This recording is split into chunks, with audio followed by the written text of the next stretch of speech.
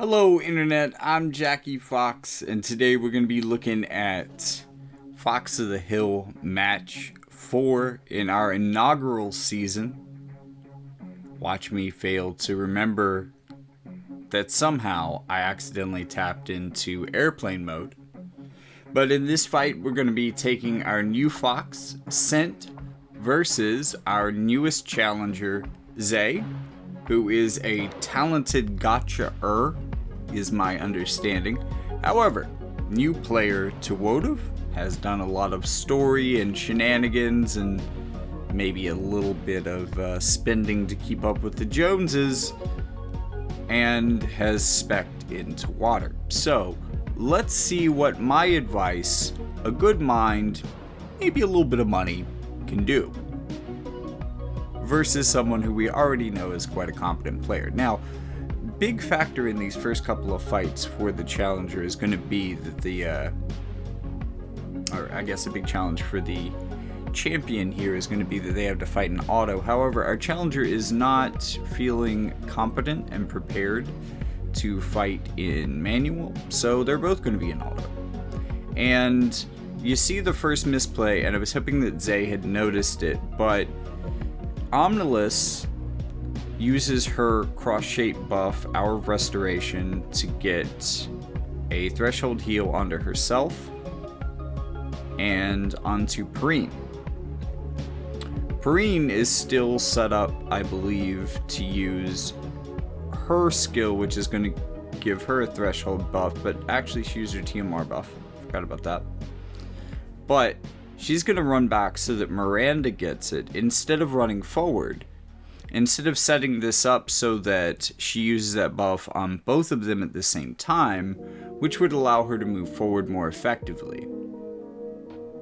Sylvie coming in here with some damage.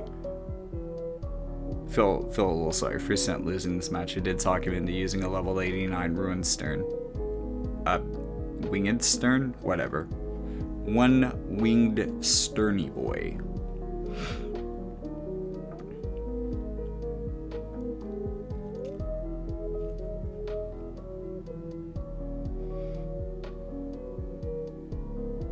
Now, because of the hate setup, there's really nothing in the world you could do to get Phoebe to target anyone other than Stern, which would be ideal if he weren't level 89, but let's see what he can do. It's at least going to be flashy, I can tell you that.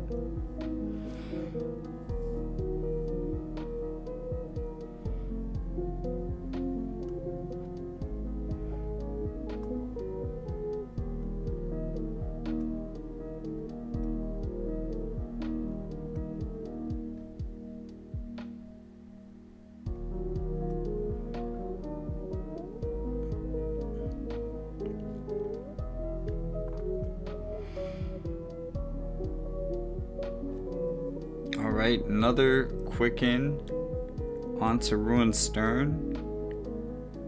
Chaining, decent damage. I mean, not bad.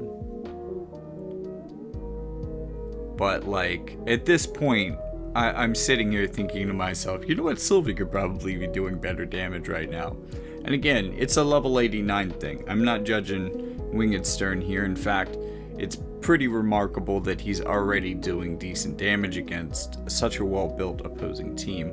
Also does not... Wait, I'm not sure what direction she was facing. Okay, so again, because of the hate shenanigans that I explained earlier, this is going to go on to Winged Stern, which is arguably your worst move here.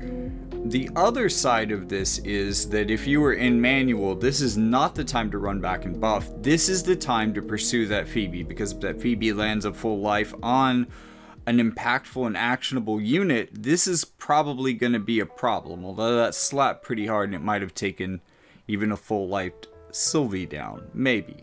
I don't know. I'm just saying that if the light side were on manual, aim for the Sylvie. If the water side were on manual, take that Phoebe down as fast as you can. Especially when you see her start casting, especially with a unit down, just go for it.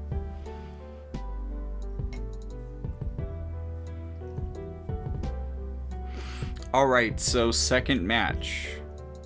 with Zaee having won the first, Scint is defending the title. We're gonna have to get a win here, or we have a new Fox on the Hill.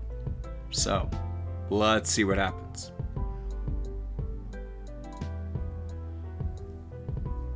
Our challenger approaches.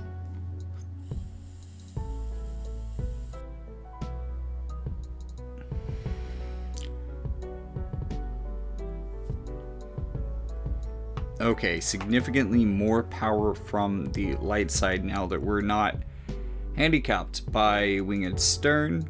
Also, good setup to use a cross-shaped move here. Great way to get agility across the entire party. And I thought that Zaee figured this out. Apparently they didn't, but I hope in rewatching this you'll see that that is exactly ideal, because she won't have to run back anymore, and she's going to get way more out in front than previous. Now, let's see how this match plays out before I say that that's going to be a big game changer that's going to help you win, but, well, all other things being equal, it probably would be. But this Jaden, this being like a long map, a quicken Jaden strategy is very effective, especially with Sylvie backing it up and there being insurance on the board as well. I mean, you got two people that can cast full, well, maybe one person who can cast full life, but potentially two people who can cast full life. But the DPS is down. Once again, you're going to have a situation where they're going to be trying to bring it back to life, so you're going to want to get in there and take people out. I'm not entirely sure how that courage procced, but if we haven't gone LB yet, this seems like the place where you go for it. Biggest damage you can. You got 2 out of 3, but you only have 1 HP. You had to get all 3. That was a very close match. And Auto Sylvie going for the best version of the heal spiral.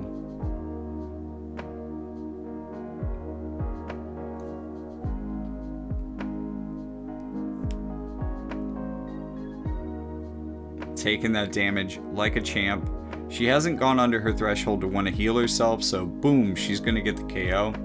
If that attack had hit harder, and if Omnilus's attacks in general could have hit her harder, we could have pushed into a heal spiral, but that's not what happened.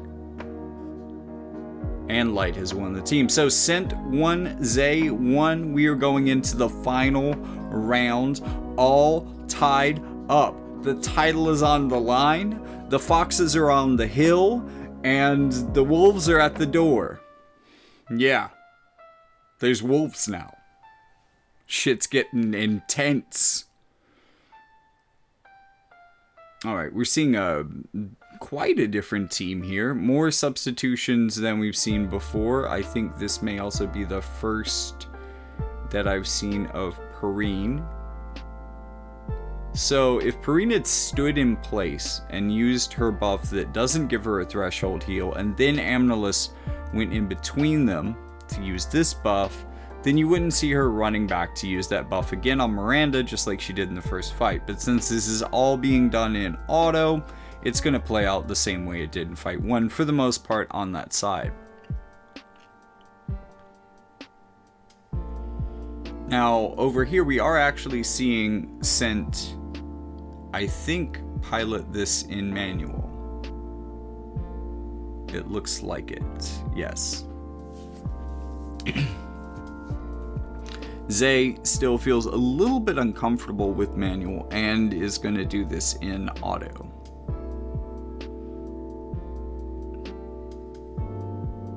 And personally, when I heard that this was going to be a water versus light match, I was thinking that the advantage would probably be to water, all things considered, especially maybe a team like this that's very accurate.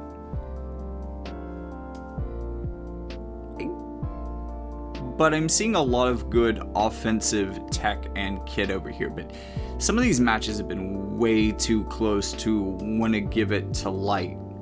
I don't know. I have a lot of experience using water like this to hunt light. And Omnilus has enough accuracy that she's kind of functioning as Summer Elserel. Also, want to give points to Scint there for predicting the law of geoassimilation. Now, just to be clear, your opponent cannot see where you cast moves. They can only infer. And that is a big area to be inferring about. So, well, the other thing is kind of rough for double quicken teams. You should have got Phoebe out front on that one is what happened. You really need full life because now you have a double quicken team and no one to quicken.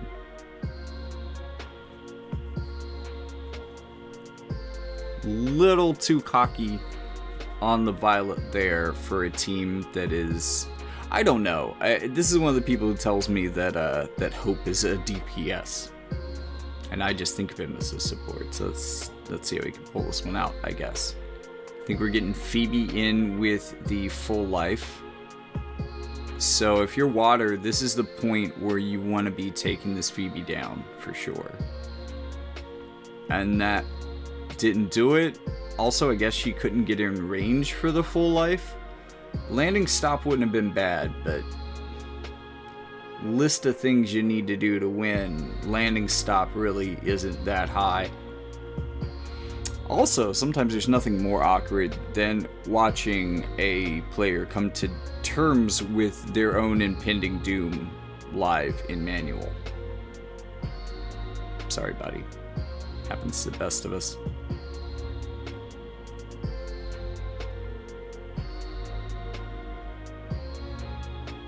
But the way it's looking, it looks like Zaee is going to go on to the final round of Fox of the Hill. And I believe there is a Challenger Fox waiting at the base, so I will see you in the next one, and maybe I'll see you there.